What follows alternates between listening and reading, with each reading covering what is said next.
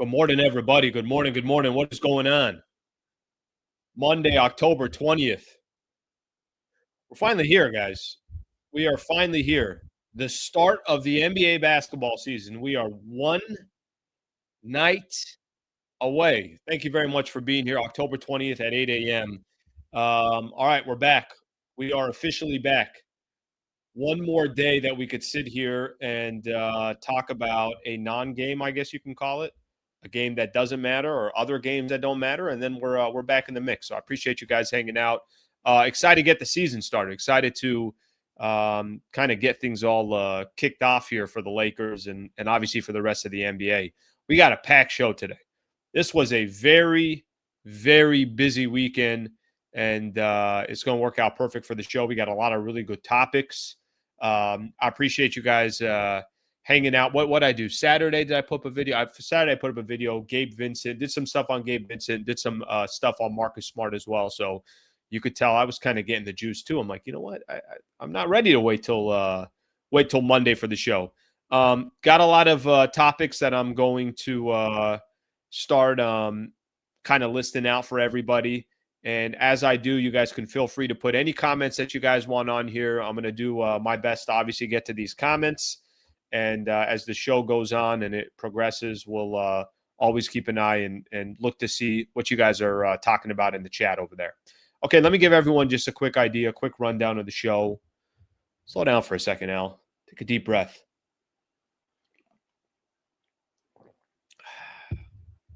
First cup, I had about a half a cup of coffee already. About half a cup. That's not enough. It's not. I need more coffee. Let me give everyone a quick rundown what we got for the show, what we're going to be doing. So there's a few angles that I want to take on the starters. And I think listening to JJ Redick and I think seeing what we saw on Friday, we might have a specific starting lineup that's predictable coming up for tomorrow. But I got a feeling there's not really going to be a set starting lineup for a while. It's all going to be based on when LeBron comes back, and it might just be based on matchups. And frankly, I think that's actually a smart idea. So we'll talk a little bit about the flexibility of the starting lineups. Pressure on Austin Reaves. Is there a lot of pressure on Austin Reaves? Because I feel like there's a lot of people waiting for Austin Reaves to not perform well, not do well, and say, look, I told you so. You see, Al? He's not good. He can't work with Luka. That money is just not going to make sense in a year from now, whatever the case is. I think there's a lot of pressure on Austin Reaves. So I want to hit on that angle. I think that's an interesting angle there. Two big signings that the Lakers made over the offseason, and one of them had an awesome performance, a really, really nice performance on Friday, and it was nice to see him, finally contribute a little bit. My question is going to be for everybody, who do you think will be the more reliable signing between the two players? Is it going to be DeAndre Ayton or is it going to be Marcus Smart? So we'll talk a little bit about that. I think that has its own juice in it. Laker rankings 7th in the Western Conference, according to ESPN. So right now, before the season starts, everybody's starting to put in their predictions. How many wins? Where's this team going to end up? Lakers just keep falling. Am I right or wrong here? Wasn't it like a month and a half ago they were top 4 in the Western Conference, something like that? But they just keep going the wrong way. So whatever reasons, and to be honest with you, I think there are a lot of Laker fans that kind of agree with that. I think they're thinking that there's probably a higher likelihood that'd be a playing team over a top 4 team in the Western Conference. So we could hit on that. Got some stuff on the NBA. Kevin Durant ends up signing with the Houston Rockets. He gets a 2-year extension. We'll hit on that. Do the weekend recap. Talk about one of the most insane individual performances I've ever seen in my life on Friday night. You guys might know who I'm talking about. And no, I'm not talking about Dalton Connect. I'm not talking about the NBA. And then we'll call it a day. So thank you for being here. Appreciate you guys all being a part of the show. Busy week this week. Busy week this week. A lot going on this week. All right, let me take a look at some of the comments here. What did somebody say here? Slee, how the hell are you? I'm good. How the hell are you, McKinsey? Morning, Al. One more day till NBA season starts. One more sleep. Good morning, Slee. I like it. At work, but listening to Slee. All right, I appreciate that. Thank you, buddy. Now, listen, if the boss comes, just, turn off the pod. I mean, we want you to lose your job over this. You could go back and listen a little bit later. All right, here's a quote here. Live by 3 simple rules. Love needs action. Trust needs proof. Sorry needs change. Very good. Thank you, Ocean Breeze. I appreciate you, brother. A lot of pressure on Austin Reaves. Yes. Okay. I'll let you guys now let you guys do your thing and go from there.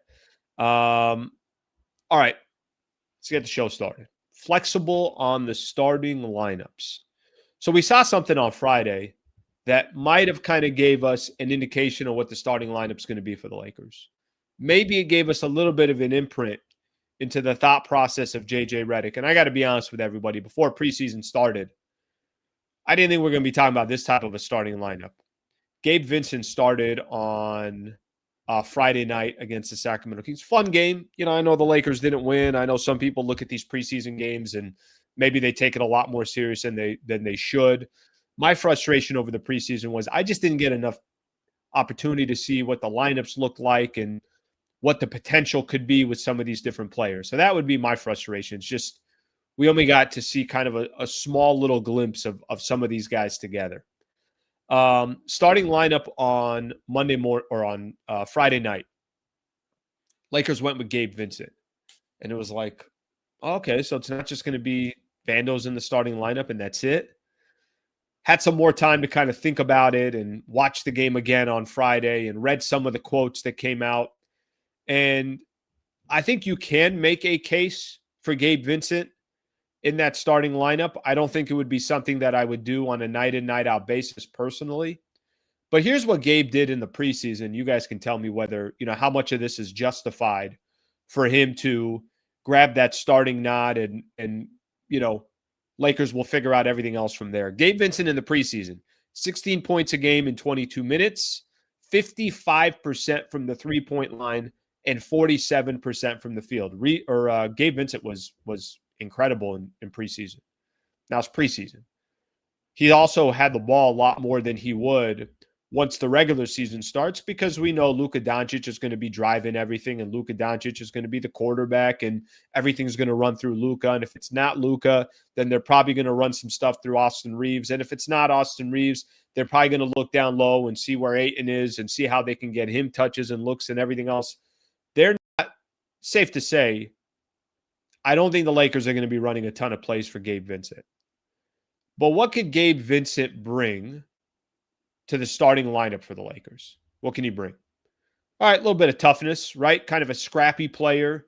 If anybody's shooting 55% from the three-point line, which, of course, that's not going to continue once we get to the regular season, but could Gabe Vincent give them some spacing? Could he be a shooter that most people are looking at like, all right, hey, we got to keep an eye on this guy? Can he also, I'm not telling you he's obviously going to go shut down a Steph Curry or a Ja Morant or any of this. Can he just stay in front of some of these guys on the defensive side? So that's probably the thought process that the Lakers have. Let me read a couple quotes here, and there's a reason why I put here flexible on the starting lineups. Some quotes coming out of the game on Friday night. JJ Redick said a couple of things. By the way, Luka had some positive things to say about having Gabe Vincent in the lineup, and he talked more predominantly about his shooting. Here's what JJ Redick said. He said, I don't know anything about who I'm going to be starting the rest of the season because, again, there's injuries and there's things that happen throughout a year. I have a pretty good idea who's going to start game one. I got to imagine, by the way, that might be a Gabe Vincent, especially if you're taking on the Golden State Warriors. It's a smaller team. It's not like they have the size that a Houston Rockets team does or an OKC Thunder team does. So maybe this is specific to who your matchup is coming up tomorrow. He said, I got a pretty good idea who's going to start game one. After that, I don't know. But I do think in that lineup, there's a lot of shooting around Luka and DeAndre Ayton, and Gabe is another ball handler, another tough defender. I think he fits in well but you have to take a look at every matchup we play against and have to make a decision there. So here's my best interpretation of what I think, trying to read in between the lines with what JJ Redick said, his actions on Friday, and then some of these post-game comments as well. I think Gabe Vincent's going to start tomorrow against the Golden State Warriors. And I think once the Lakers are done with the Golden State Warriors and it's Minnesota in game 2, I think they're going to have a different starting lineup. Or if it's not the game against the Minnesota Timberwolves, maybe it's a different matchup that has more size that the Lakers got to go up against. Then they're probably going to say, okay, you know what? Let's start Vando in this game.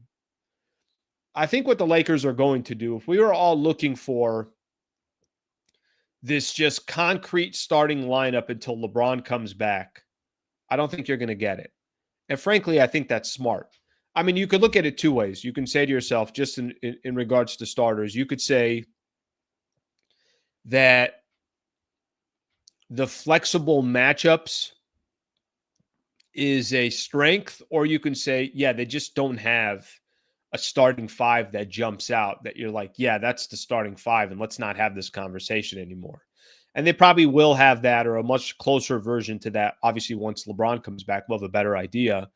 But it feels like, to me, the quote that he gave, that JJ Redick gave, I think he fits in well, but you have to take a look at every matchup we play against and have to make a decision there. If there's a lineup that has tremendous amount of size on the other side, how are you going to start Gabe Vincent, Luka Doncic, and Austin Reaves? That just doesn't make any sense. But if there's a lineup like the Golden State Warriors where it's a lot smaller, then I think the chances of starting I think the chances of starting Gabe Vincent are much better. Now, Gabe kind of worked his way into this position because if he struggled from the three-point line, if he really wasn't wasn't going off in games where over 50% from three, and obviously a pro's pro, I never questioned that with Gabe Vincent. If he wasn't doing that piece and wasn't making a very strong case that he can be a starter for the Lakers for the time being, or you can give him significant minutes, or he can really space the floor, then he probably would not be getting this opportunity. But I think because of his play in preseason, he created this for himself. So expect, in my opinion, tomorrow a Gabe Vincent, but don't expect that to be the starting lineup until LeBron comes back. I think there will be some flexibility there. And I think Vando's going to get his opportunities. He was another highlight for the Lakers, I thought, during the preseason as well. So that's kind of my read on it. I don't think it's a bad idea for tomorrow. I just think that the bigger teams that you play out there, the Warriors have never been known for their size. They play small ball, so you can do it tomorrow. But I do think that other matchups, it doesn't make sense. I think it will make sense tomorrow. And that's my best read of it right there, is that the flexible lineups it seems like that's going to be the strategy for the Lakers. And frankly, I don't think that's a bad strategy. I don't really think it says, too much about anything. I don't think it says that the Lakers are screwed or the Lakers are in a phenomenal spot. So I think there's just, obviously a couple different ways to read that. All right, let me take a look at a couple of the comments, and then we'll keep moving with some of our topics. Let's see what people got to say. Let's see here. We got bigs now. Okay. Got two bigs, right? Got Jackson Hayes. You got DeAndre Ayton. And then, of course, you have the Maxi Kleber. You can play every once in a while, and you could kind of see how he's fitting in. You definitely have some more options than you did a year ago. No question about it. And Kleber, I know he played in that final game, but he wasn't available for a large part of it. All right, Tiny Ball. 0-10 coming. Austin can't even shoot in preseason. This will be part of my next topic. Oh, get ready for this. The analyzing every single thing Austin Reaves does. I feel like that's coming here. He's 6'1". He'll be another player people will target defensively. Different type of target. And I think what they'll do is they'll have Austin Reaves and they'll have Gabe Vincent in the backcourt. They'll move and they'll shift Luka Doncic to probably play that number 3 spot and just try to match up to where the slower people, Austin Reaves and Luka, will guard. the quick, faster player that is running all over the court like Steph Curry, they'll put Gabe Vincent on. So I think there will be, they'll obviously try to match this up to where it makes sense. He may be going matchup based, 100%. That's exactly what I think JJ will do, and that's what the Lakers will do. All right, let's keep rolling here. So that's listen. I think the starting lineup has been a conversation now for a while. I don't think it's going anywhere. I think the water got a little bit more muddy once LeBron got injured, or not even got injured, but it was decided that he's going to be out for, what is it, mid-November, something along those lines. And I think once that happened, then, obviously I think things started shifting from there. I'm going to read one more quick comment here and go from there. Gabe can really guard Curry. No, I don't think there are many people that can guard Steph Curry. So if Gabe Vincent's not able to stop Steph Curry, just add him to the list of other players in the NBA and in the world that can't guard Steph Curry. But I think the idea is going to be, I think the idea is going to be, and listen, we've seen Vando on Curry before. So maybe this is just kind of a little bit of a, no, we're not using Gabe Vincent in the starting lineup. We're just letting Gabe get as much run as possible, and then he'll be one of the first guys that are coming off the bench. But the idea is not, can Gabe guard Curry? The idea is, can Gabe just stay in front of Curry? So, and I don't think anybody can guard him. I see people here saying that Vando can guard Curry. No, he can't. Vando is just a bigger, stronger player. I think what the Golden State Warriors would do if Vando's on the floor is they wouldn't have anybody 15 feet in front of them. They're going to let him take every shot. And I think the idea of having Gabe in there is they got to respect his shot. So I think that's the other part of this.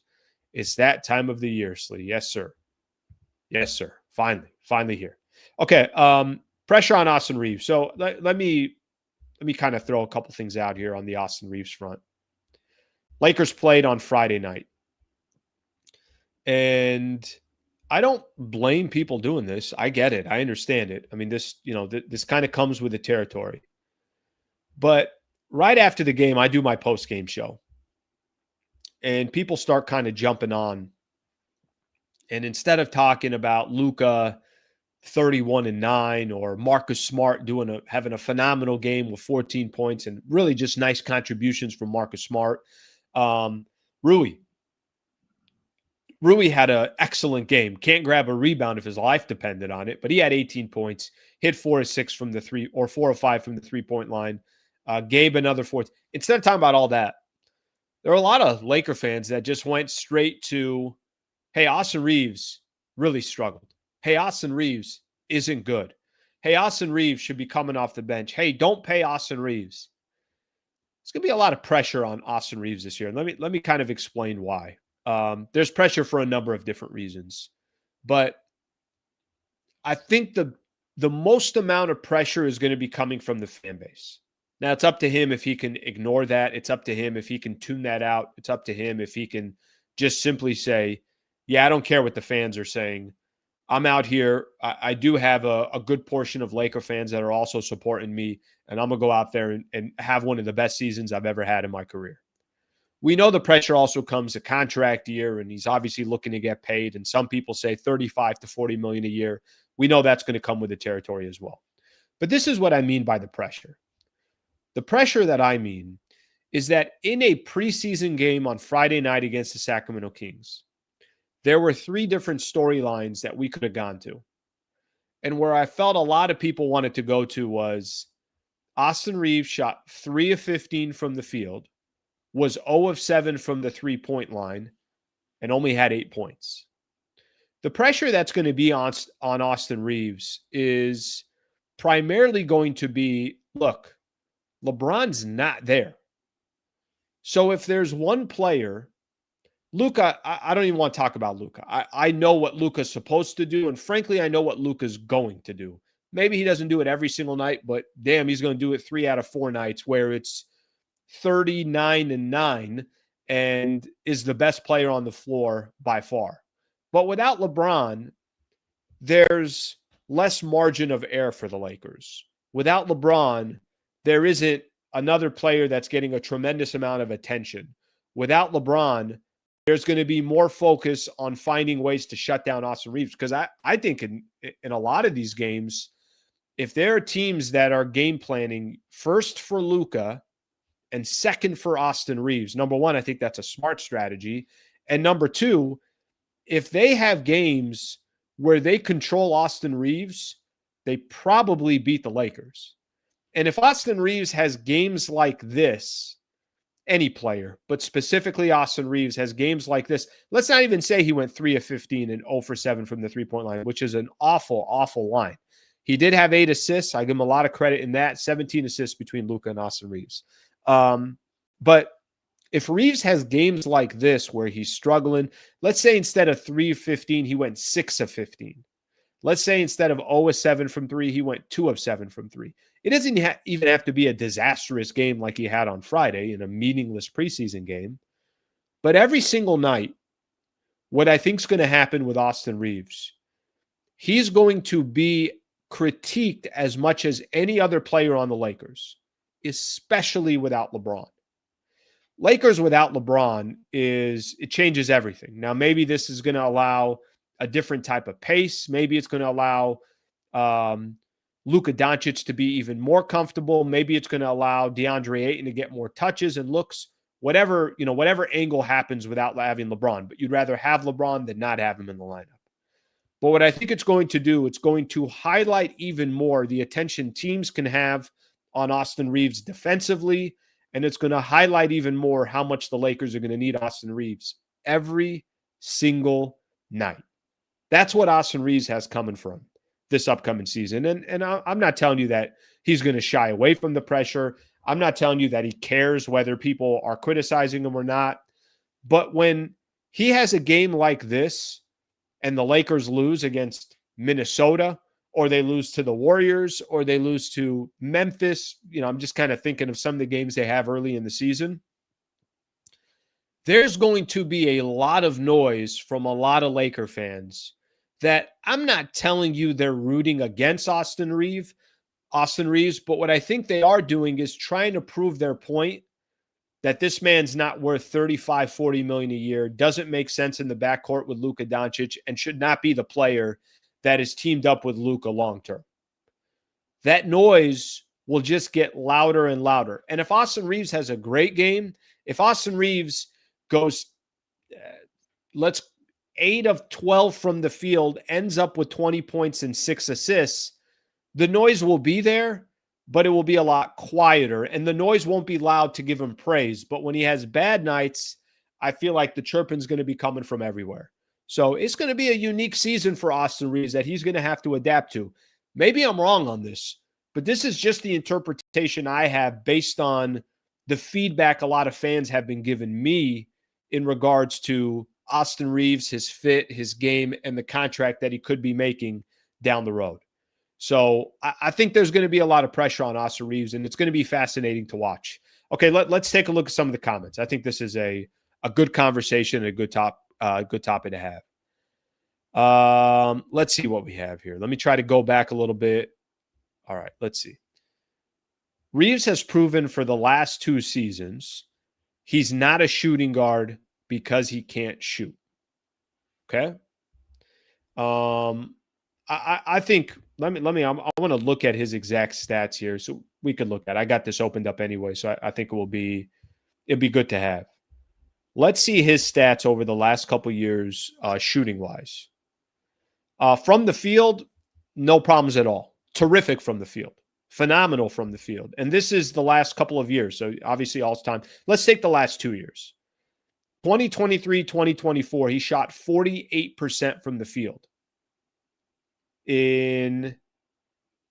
Played all 82 games. 2024, 2025 shot 46% from the field. Phenomenal. Those are great stats. I don't care. Those are phenomenal stats. Now, from the three-point line, yeah, he's definitely got too many ups and downs. 36% a year ago, 37, almost 38% last year. So a little bit up and down, a little bit streaky. Sometimes he's a perfect catch and shoot player. Other times he wants to do it off the dribble. I'm a fan of Austin Reaves' game, and I disagree with he's proved that he can't shoot. Now, from the three-point line, that's a little bit different. It's a little bit different. All right, let's get a couple more of these here. Austin teeing off in 14 minutes at the Riv. Reaves should come off the bench. I will say this, and if you guys want to put this in here, if we want to just kind of open this up, I don't think there will be a time Austin Reaves comes off the bench, period, point blank. I don't think that's going to happen. And I think primarily that's also because I think Luka would prefer him in the starting lineup so that he's got another player that can go get his own buckets as well.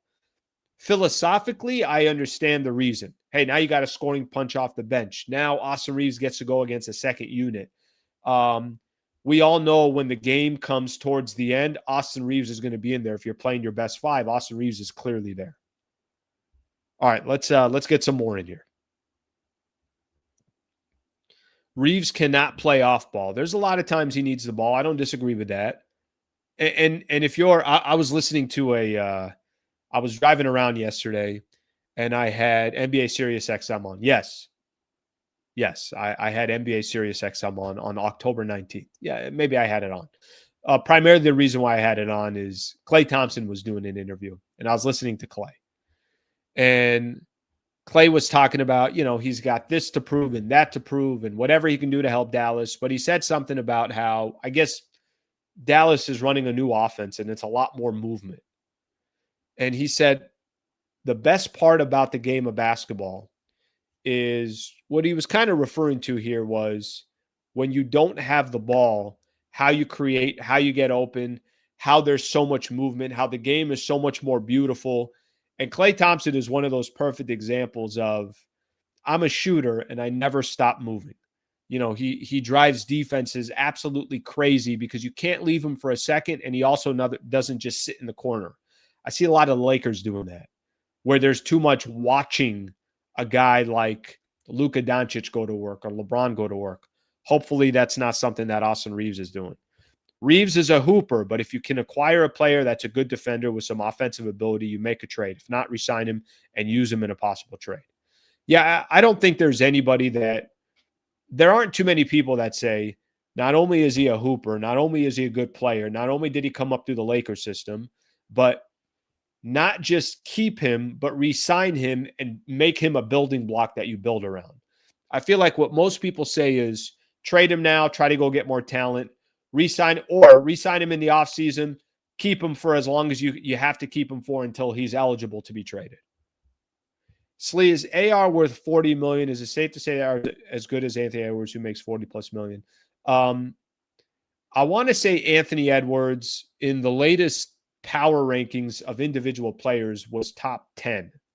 And I want to say our AR was 60th or 61st. So I think we both know that answer.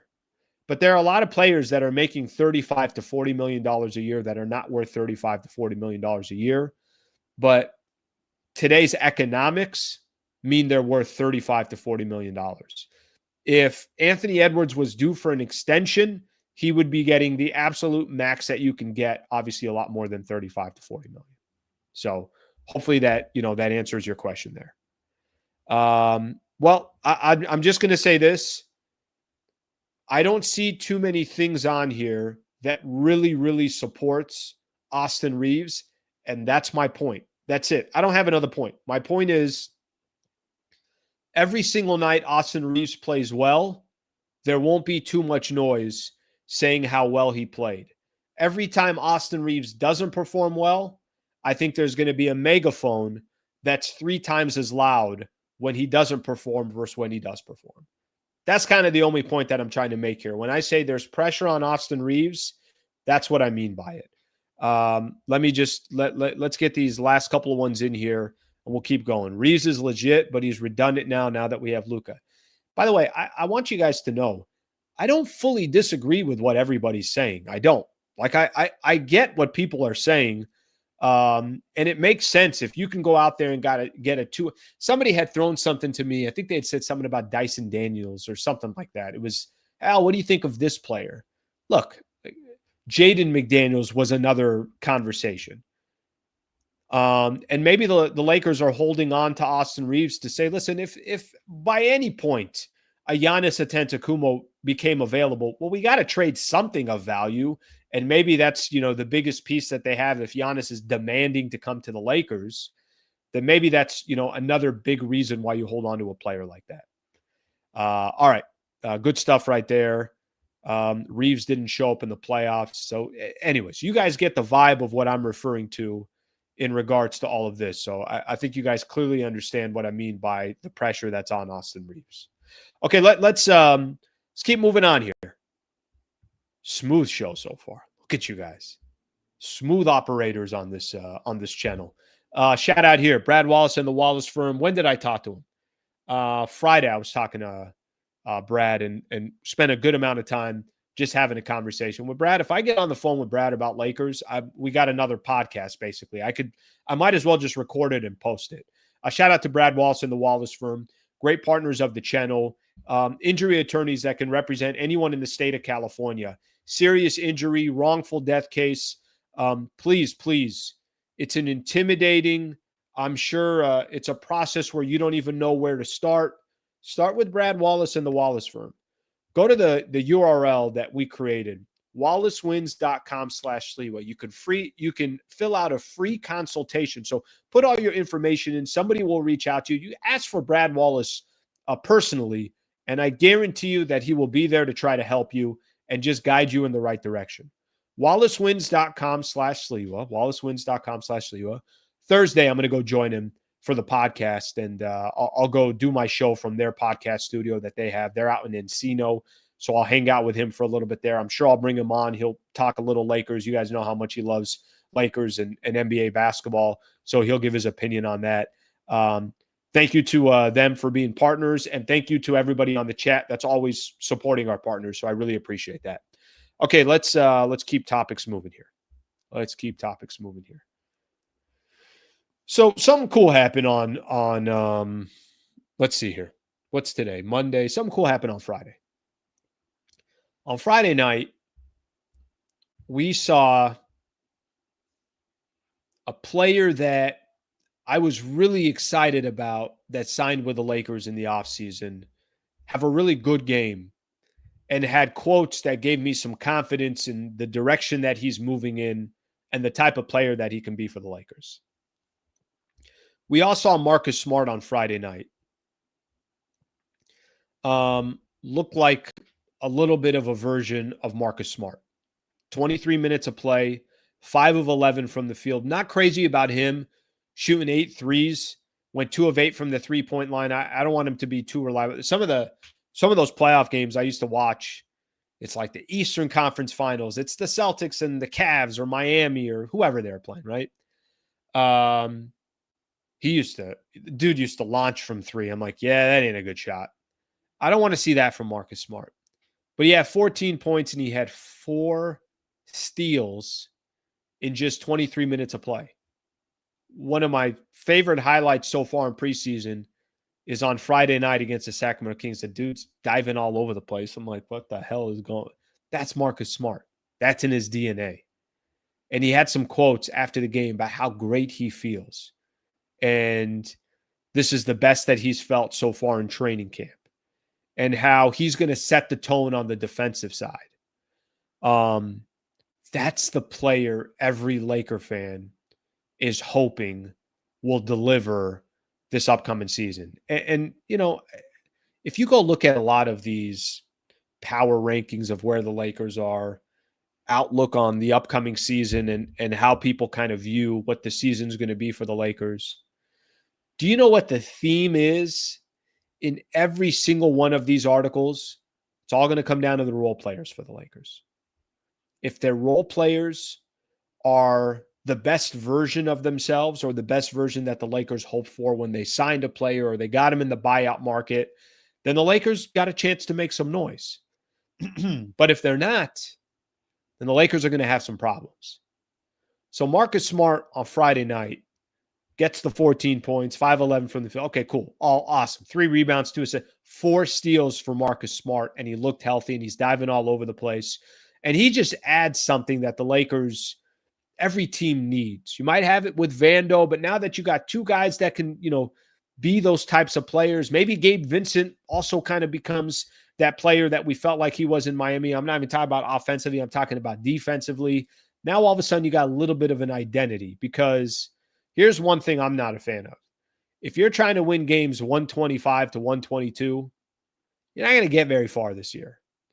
Now, if you got the ability to drop 120 points, but you also got the ability to keep teams around 105 points, 107 points, not every game, but you guys know what I'm talking about. You can get stops when you need to, then maybe it's a different conversation. I'll try to kind of come up with an angle here. And, obviously, like I said, I'm giving some love here to Marcus Smart. Between the 2 players, between DeAndre Ayton and Marcus Smart, who were the 2 biggest signings that the Lakers had in the offseason? Which one of those 2 players do you think, by the time the dust settles, will be more reliable for the Lakers this season?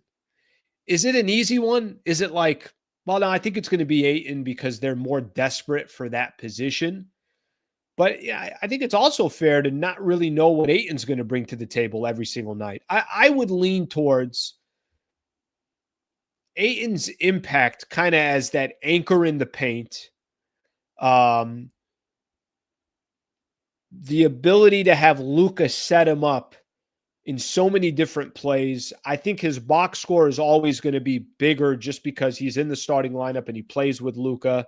But I do think there's something that Marcus Smart will bring from a defensive perspective. His leadership, a vet, been in the league, the kind of his mantra. I do think that will also have a significant amount of impact as well. But Lakers obviously need both of these guys to be incredibly reliable. And maybe Marcus Smart can start working his way into that conversation. They need it. Obviously, they need it from both of these players. And we'll see if that's going to be something that the Lakers are able to depend on, rely on. I think that's all going to depend on once the season starts. We'll have a better idea on that. All right, let's take a look at some of the comments here. All right, more people going. Let's see here. The way I see it, Ayton is easily set up to be the scapegoat because his position is more pivotal. Interesting. But I also think Ayton can, no question about it, just benefit from having one of the best players in the world set him up and feed him and put things on a silver platter for him. I do think that Ayton's going to benefit from a lot of that. Let's see what else we have here. Ayton for regular season, Smart for the playoffs. I like that. That makes sense right there. That makes sense. Why is Jackson Hayes playing harder than Ayton? I think Hayes is all motor. I think that's his style. I think that's how he's in the league. I will tell you this, and I'm not 100% sure on this. I mean, are we sure that Ayton's going to be catching lobs left and right? Is that really his game? Jackson Hayes is springy, athletic. That's his game. That's his style.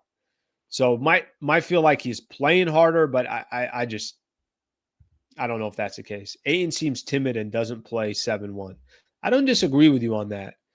I didn't really walk away this preseason saying to myself, like, oh man, Ayton's going to have one of those seasons, or he's going to have his best season. But again, that was, I think, part of the frustration of just, we only got to watch so many games this year in the preseason with everybody playing. So I don't think I think that had less to do with DeAndre Ayton. It had more to do with just the dynamics of what the preseason was. Let's see what else we have here. Yes, I agree. And he also has a skill set where he can do that. Ayton has a skill set to hit 8-footers, 10-footers, some runners in the middle of the paint. He's got that skill set. Jackson Hayes doesn't. So Hayes has got to play to his strength Ayton's obviously got to play to his strength. So both of them had different strengths. The good thing that I will tell you is you don't have players that mimic themselves. Ayton's going to offer a different style. Jackson Hayes is going to offer a different style. So that is a benefit. If you got two different big men, you want them to do different things. Maxi Kleber, if Kleber can kind of hang on the outside and hit some threes, he offers something different that the other two guys don't offer as well. So they do offer some different things. Okay, I want to go through this article with everybody on ESPN. ESPN, I don't know if you guys have ever heard of it. Startup company. It started in 2024. They may make it, they may not. Nobody knows. They could go under at any moment. It's too brand new of a company to know whether they're going to make it or not. All right, ESPN, article on ESPN. So this is, let me play this for everybody. So this is a season preview, and the reason why I want to play this for everybody, or I want to show everybody this, is I just want to kind of go through where they got the Lakers in the Western Conference. Now, this is going to be all the teams, so just to kind of a warning in regards to that. They got a preview for every team, but we'll jump to the Lakers, but you guys can see where they have them and what their biggest concerns are in regards to everybody, okay? So the best team in the NBA, no surprise, they got the Oklahoma City Thunder. They got their projection of how many wins. Thunder, the number one team in the Western Conference. Number two team in the West. They got Denver. Okay? A lot of people like the additions that Denver have. Nikola Jokic, obviously a new head coach as well. All right, we'll see what happens. They got their number two in the Western Conference. I'm going to skip Cleveland. I'm going to skip New York because the East. Number three in the Western Conference, they still got the Houston Rockets, even with a Fred VanVleet injury. To be honest, I agree with this. I think a lot of people are starting to jump off the Houston Rockets. Ime Udoka is an excellent head coach. The team plays defense. They added Kevin Durant. They're going to be in the mix. They're going to win a lot of games. So I still think they're going to be in the mix here. So they got the Rockets at number 3. This is where I think it gets interesting. Clippers at number 4. Minnesota at number 5. Golden State at number 6. And they got the Lakers at number 7 and 10th best in the NBA. Projected win total, 47 and change. Chances to make the playoffs, 88%. But if this goes chalk and it's OKC, Denver, Houston, Clippers, Minnesota, and the Golden State Warriors, then what you're basically saying is Lakers are fighting for a play-in spot. All right, their biggest thing we'll be talking about this season, which I think from a fan perspective, and you guys tell me if you guys agree with this or not. Granted, I think it is fascinating and it makes for interesting conversation. It's going to be the LeBron story they think is the biggest story that's coming out this year. The Rich Paul, what he told ESPN back in June. They think that this will be the biggest story. And then also, how healthy will LeBron be? Biggest strength, here's what they say. And I'll get into the biggest concern because I think that's what I was referring to when I was talking a little bit earlier. Biggest strength, the offense, Luka Doncic, Austin Reaves, which, by the way, scares me right out the gate, is all of these don't, to me, scream successful, sustainable championship contender. If the offense and the starting backcourt of Luka and Austin Reaves is your biggest strength, then I already got concerns because that means you're trying to outscore teams, and those two players are not going to be known for their defense. So anyways, that's their biggest strength. The biggest concern, like I said before, is going to be their role players and how each of these players are able to contribute. Specifically, they have biggest concern being the bigs. Do you have enough size? Do you have reliable size? They're putting the numbers Rudy Gobert put up in Game 5. the 27 and 24 when the Lakers were eliminated at crypto. So that's kind of gives you an idea and a rundown how ESPN is looking at the Lakers. Biggest storyline will be LeBron. Biggest strength will be Luka and Austin Reaves in the backcourt. Biggest concern will be the size. I would add defense to that list and all these role players that the Lakers are going to need. So that's where ESPN's got the Lakers. And I think for a lot of people that are on this channel, it doesn't really fall off that much. It's not really that much further than I think a lot of other people are predicting so far for this upcoming season. All right, let's take a look at some of the comments here. Lakers are winning nothing until 40-year-old 54 million goes. Is he 54 or 52? Can't remember off the top of my head. All right, let's get a couple more of these here. Mavs versus Lakers playing game would be insane. Good point. The Mavs aren't on that list. They're not in that top 7 or that top 6 as well. Who else is not on there? San Antonio's not on there. So there's a couple other teams in the Western Conference that aren't on there. Memphis isn't on there. New Orleans isn't on there. I know some teams got injuries, this, that. But, yeah, there's obviously you can only pick 6. But I think Lakers is the most surprising one that's out of that mix. I think Clippers at number 4 is also surprising to me. On paper, they got everything. But on paper, they need to be needs to be 2022, not 2025, 2026. All right, let's take a look at a couple more here, and we'll start shifting our attention here. Let's see how the Lakers do while LeBron is gone. Yeah, I'm curious too. By the way, for all those any comments out there that Lakers can't win until LeBron is gone, they also can't win this year and really make the type of noise that they need to if LeBron's not in the lineup. So, I mean, both things I would say could be true, right? You could say that in order for Lakers to truly compete for an NBA championship, can they take that $52 million that LeBron's making? I'm just speaking out of my ass here. And all that money went towards a legitimate center in the NBA or a legitimate wing in the NBA.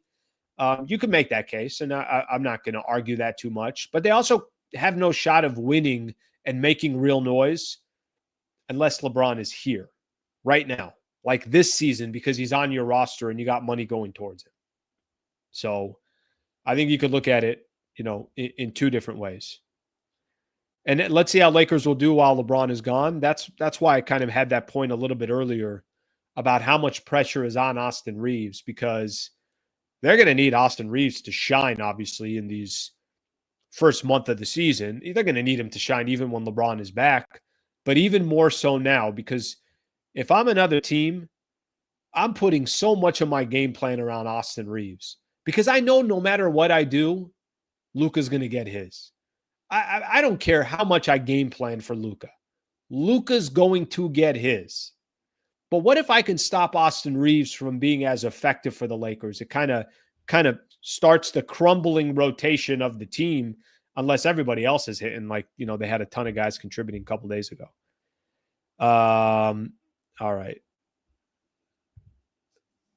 Slee, LeBron is just media hype at this point. Stop it. You stop it.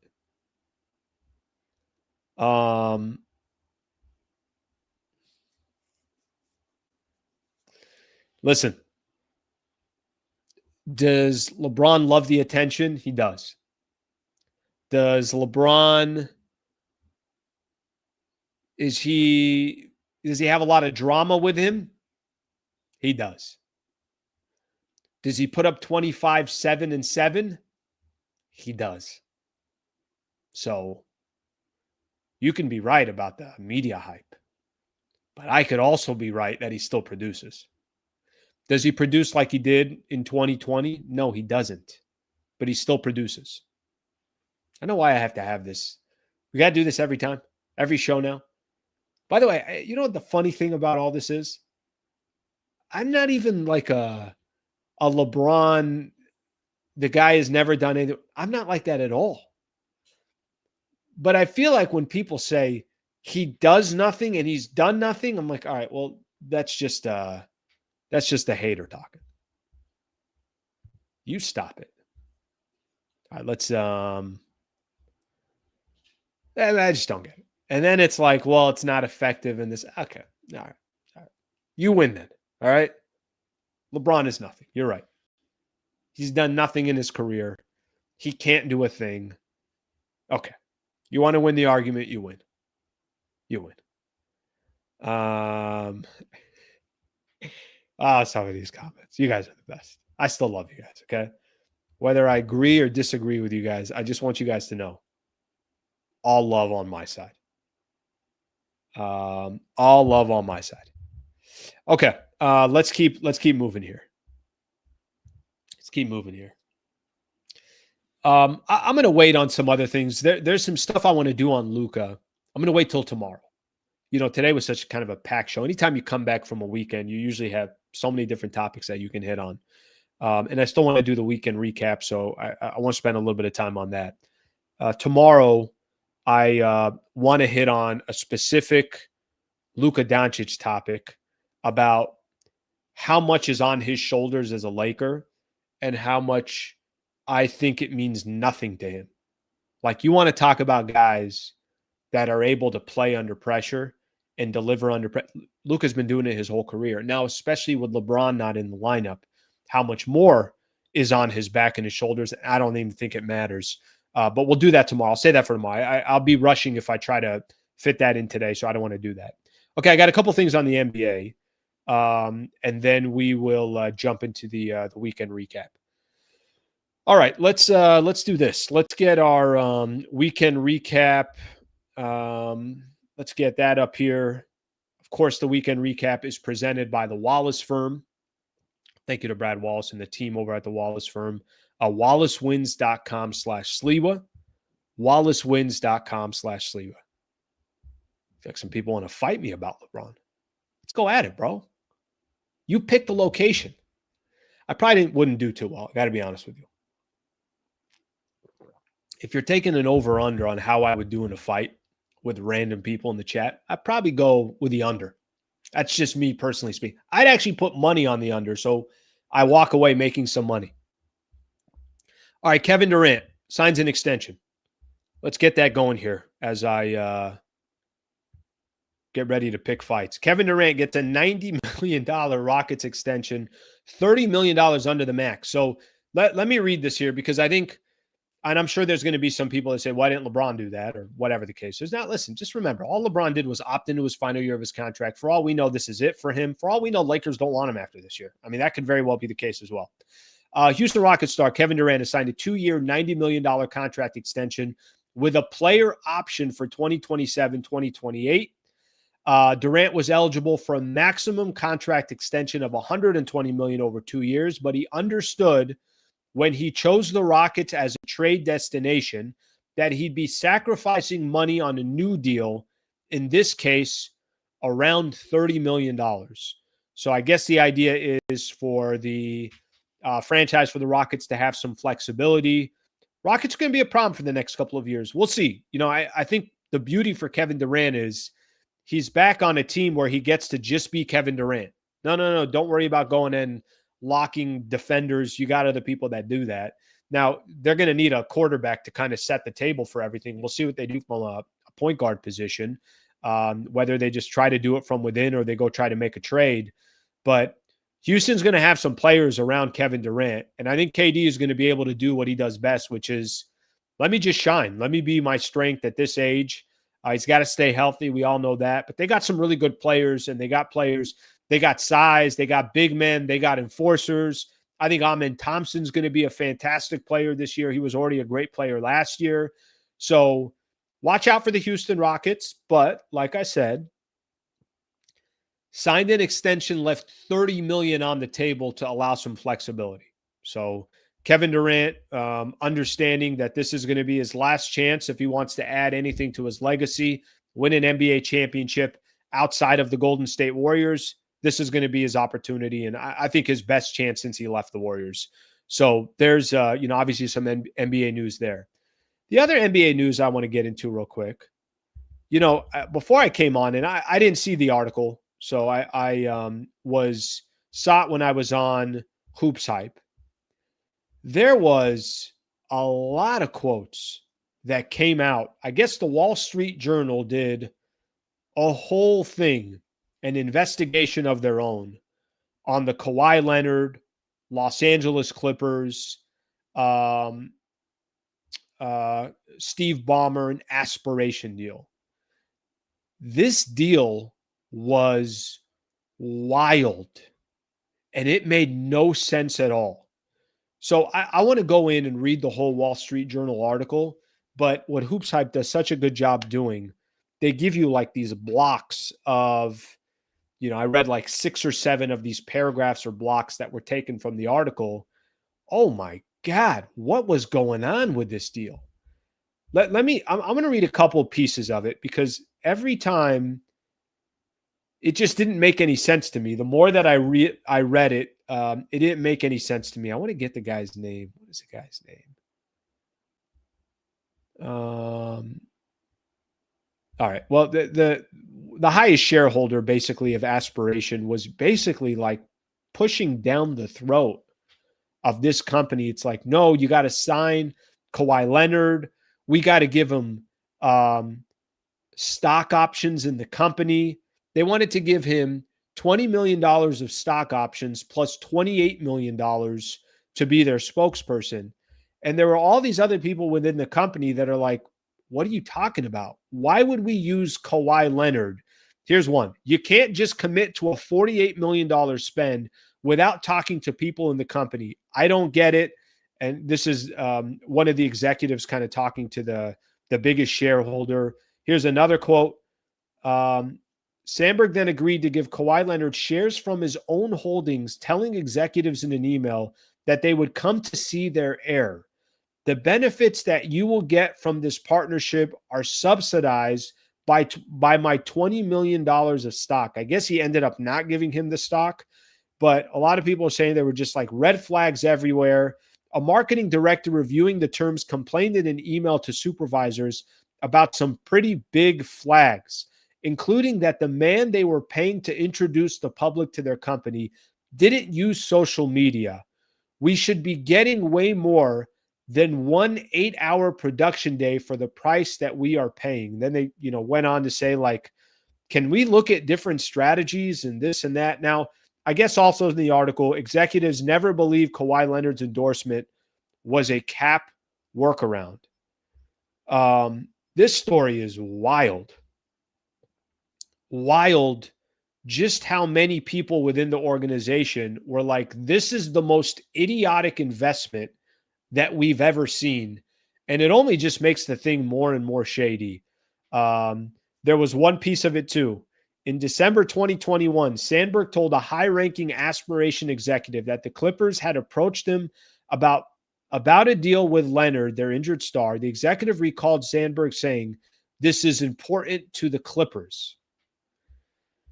I still am going to sit here and say I got no idea what the hell is going to happen in this deal, but my God, I mean, how stupid does everybody look? How dumb does everybody look? Let's see what else we have here. Anyways, all right. Let's keep moving here. Unbelievable. Okay, that's all the NBA news that I have, but I'm reading that article and I'm still trying to kind of process everything that went on. Okay, couple games over the weekend. Major League Baseball. We'll start Major League Baseball. Friday night. Mariners win in Seattle. They win 6-2. I started watching that game in like the 8th inning. I had it on my phone. I was at the gym. I was getting ripped. Just eating protein powder and creatine, just the powder. I don't even need water. Just to kind of show to everybody out there, I ain't effing around when I'm at the gym. So I'm watching the game on my phone. I start watching in the 8th. Cal Raleigh hits the solo to tie it at 2. And then a few batters later, the grand slam 6-2. Seattle's going crazy. They force game 6. Let me just jump to game 6 real quick. Yesterday, the Toronto Blue Jays taking on the Seattle Mariners. Toronto hasn't won at home yet. They handle business yesterday. Last night, they win 6-2. And here we are all set up. Game 7 between the Seattle Mariners and the Toronto Blue Jays later tonight at 5:10.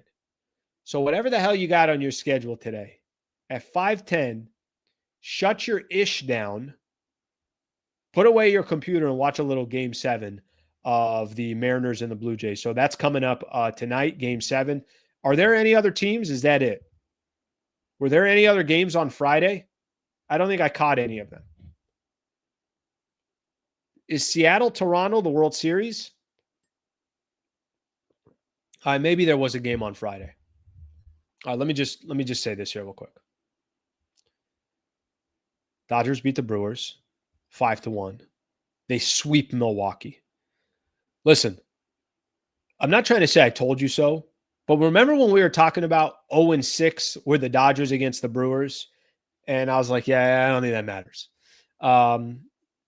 Friday night could have been one of the greatest sports performances we'll ever see in baseball. It could be one of the greatest individual nights we'll ever see in baseball. I don't want to compare it to other sports because I don't know how. I don't know how to compare, an NBA game to what Shohei did on Friday night. I don't know how to compare an NFL game, a Tom Brady night, or a Patrick Mahomes night, or a Joe Montana night compared to what Shohei did. I don't think there's a comparison. But I don't think I will ever in my life see what one player can do in a baseball game until Shohei does it again at some point. Because I know no one else can do it other than Shohei Ohtani. The only person that can repeat what happened on Friday night, which was the greatest individual performance I've ever seen in baseball. And again, I'd have to go back and think and this and that, but I don't think I have to. The only person who will ever be able to repeat what Shohei did on Friday is Shohei. 101. There's nobody else that can do that. How in the F? And of course, this is what he did. But how in the F do you go out and strike out 10 on the mound in 6 innings and have movement to your pitches? I'm like, I don't know where the ball is going. Granted, get some of these hitters to try to figure out where the hell the ball is going. Only gave up 2 hits. And had 3 home runs at the plate. What the F? What was that? My former compadre, good friend of mine, nice guy, someone who I worked with for a number of years, Travis Rogers, texting me during the game. He's like, this is comic book. This is out of a movie. And if you wrote the script on a movie, people would be like, this is the dumbest script I ever seen. Get rid of it. On top of all of that, that's the clincher to get to the World Series? Of course it is. Shohei freaking Ohtani. We may never see a performance like that ever again. I mean, and if we do, we will see it because Ohtani did it again. There is nobody else that can do what Shohei Ohtani did other than Shohei Ohtani. That's it. 1 of 1. Oh my God. Yeah, I don't know what to tell you, but that was crazy. Yeah. So, Toronto and Seattle tonight. And winner obviously takes on the Dodgers. If I'm right on this, Toronto's got the best record in baseball. So if Toronto wins, they host game 1. Dodgers had a better record than the Mariners. Mariners win. Dodgers host game 1. So I'm pretty sure about that. Something to keep in mind in regards to that. Okay, a couple scores around the NFL. And then we're going to get the hell out of here. We're going to call it a day. Okay. NFL. How about the Rams just completely embarrassing the Jags? That was a game in London, 35-7. My God. Just completely dominated. A couple other scores I want to throw out there too. Patriots are 5-2, by the way. Chiefs beat the Raiders. They're now 4-3. They win 31-0. Eagles finally get a win again. They had been struggling. They're 5-2. Colts over the Chargers. Colts 6-1. They win 38-24. Cowboys demolish the Commanders.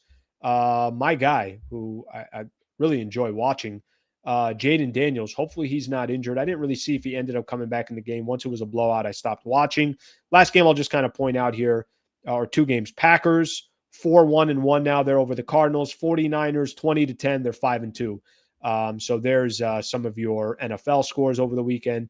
And then college football, the only thing that I'm going to point out is just the current rankings. The rankings came out. Ohio State, Indiana, Texas A&M, Alabama, Georgia. There's your top 5. Oregon at number 6. USC played against Notre Dame over the weekend. USC's got a thing where the moment they get in the top 25, they're like, we're not comfortable here. Get us out of here. So they're gone. All right. That's basically what we got here. That's our full recap right there. There are 2 NFL games coming up tonight. So those should be some, let me see here. I had it up on my screen. Who's playing tonight? Tampa Bay at Detroit. Oh, that's a good game. 5-3 and 4-2. Houston at Seattle. So we get 2 games. We also get a game 7. Can't ask for anything more. So it's going to be a fun Monday night here in the world of sports. All right, my people. I think we did a good job today. Please do me a favor. Subscribe to the channel. I'd greatly appreciate that. Hope you guys have a great Monday. Remember, tomorrow when we come back on the show, that's it. Opening night. So we're going to have some great stuff moving forward as far as content-wise. So thank you very much for hanging out. Appreciate you guys being a part of the show. I will see everybody tomorrow morning at 8 a.m. And thank you for all the comments, everybody that was involved. Appreciate it, guys. Have a great rest of your day.